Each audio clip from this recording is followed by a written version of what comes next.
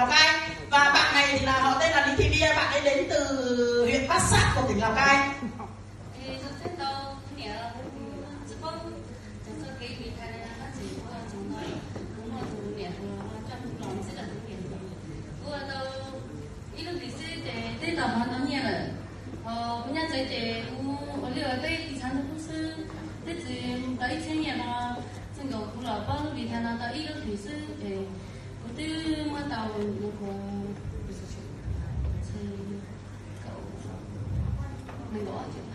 Mình gõ cho ao đồ ngọt.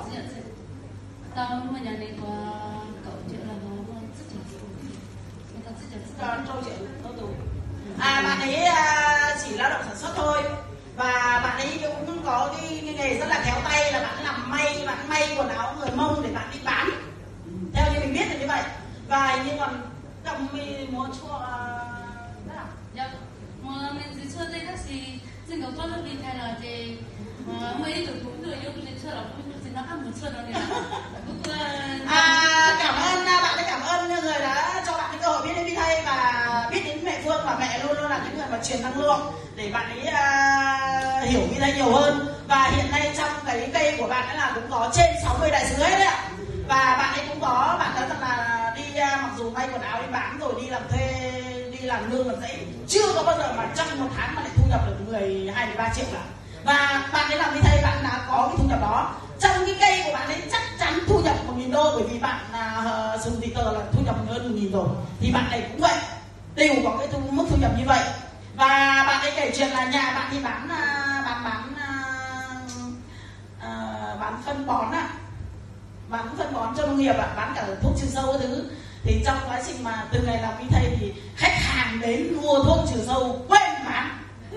Bà đến bà nói hỏi mua thuốc trừ sâu, nhưng mà bạn này cứ điện thoại tư vấn cho khách, cho cộng đồng Vi Thay là quên bán thuốc trừ sâu cho bà kia, giờ bà kia đứng dậy đi về, xong xuôi đâu đấy mới sực nhớ tôi chết, vừa đấy có bà đến mua thuốc sâu vào.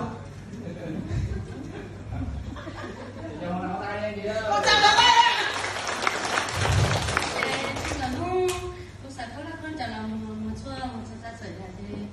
Nó non là thì qua lúc đi thay thì cũng sẽ tới không có nhà mà tới chỉ kia đến một cái nhau thấy nhau nó lúc đi thay, cứ là lúc đi thay là mua nhà vệ sinh là thế là lúc đi thay lúc máy để thay trong đại sức rồi thì tôi giờ đây là tôi tự nhà áp luôn cho mình đó được đấy nhá.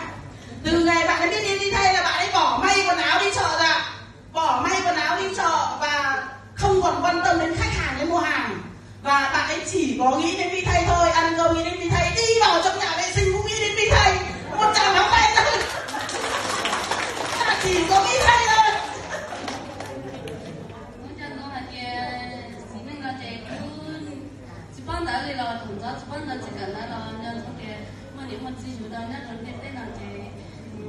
đầu tiên nó cho cái là gì, đầu tiên mình thấy như là tao, giờ lúc này lúc gì, lúc mình cứ mình nhiều, trong mình cứ mình nhiều một lần đó, bây giờ xử lý, cho nó, cũng chạy đi chơi là cũng đi trong xe tao mình cứ mình nhiều một lần đó, chơi xử lý cho nó, thì chúng mình chạy từ xe rồi cũng là, bạn ấy vì bạn ấy không được đi học, bé bạn ấy không được đến trường và bạn ấy cũng không biết chữ.